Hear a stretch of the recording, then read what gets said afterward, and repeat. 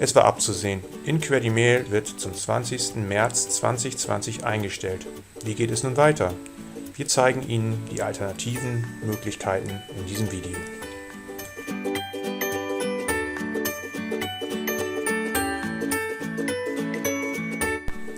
Das erste Programm, welches wir Ihnen vorstellen möchten, ist Thunderbird von der Mozilla Foundation. Thunderbird ist weit verbreitet, da es kostenlos vertrieben wird und es ständig weiterentwickelt wird. Um Briefpapiere zu verwenden, müssen Sie im Grunde eine HTML-Seite erstellen. Das ist leider manchmal sehr aufwendig und nicht so komfortabel, wie Sie es von IncrediMail her kennen. Animierte Melder gibt es, wie Sie es von IncrediMail her kennen, nicht in Thunderbird. Über sogenannte Scenes können Sie die Oberfläche von Thunderbird anpassen. Es stehen Ihnen einige zum kostenlosen Download zur Verfügung.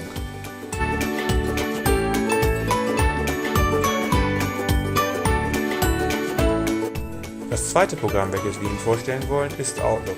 Outlook ist weltweit der meistgenutzte E-Mail-Client. Wenn Sie Briefpapiere erstellen möchten, müssen Sie eine HTML-Seite erstellen und diese dann als Vorlage in Outlook verwenden.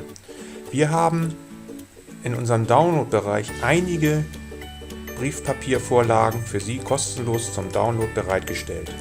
In der neuesten Version von Outlook können Sie auch die Oberflächendesigns selber ändern.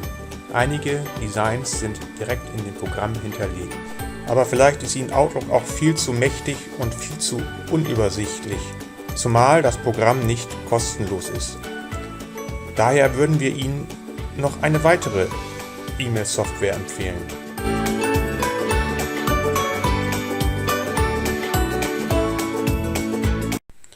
Das Programm nennt sich Postbox. Dies ist relativ neu auf dem Markt und ist sehr übersichtlich gestaltet. Sie können in Postbox selber Ihre Briefpapiere gestalten und diese dann als Vorlage abspeichern. Leider können Sie das Oberflächendesign von Postbox nicht wirklich ändern.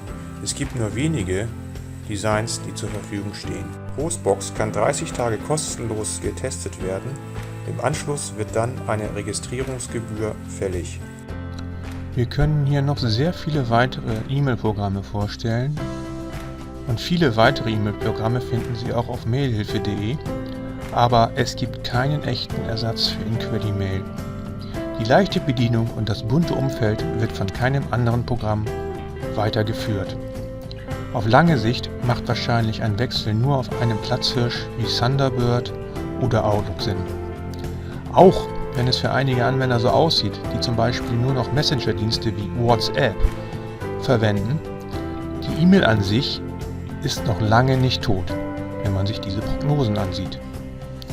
Welches E-Mail-Programm verwenden Sie? Schreiben Sie uns einfach einen Kommentar.